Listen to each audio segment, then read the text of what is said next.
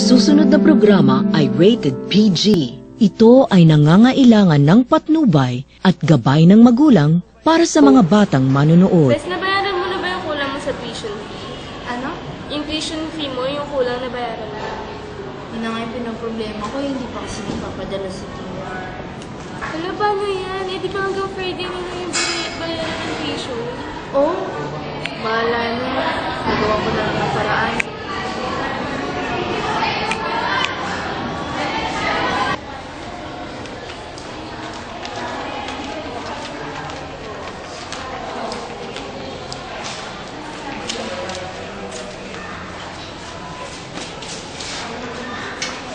Init naman ngayon.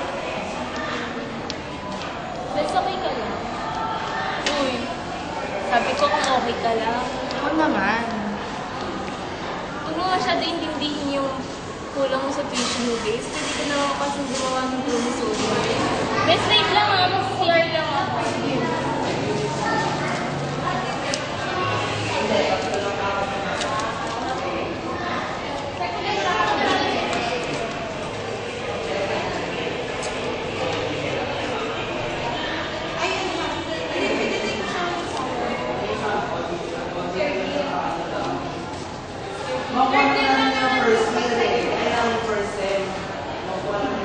Oh my God.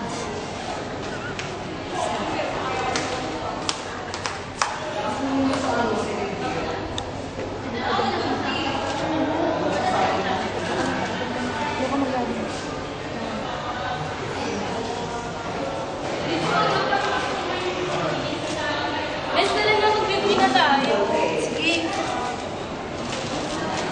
Bes ka na lang. Akala ko ba mag-reality pa tayo? Sumuma kasi ako. Sige na nga, naglalaro.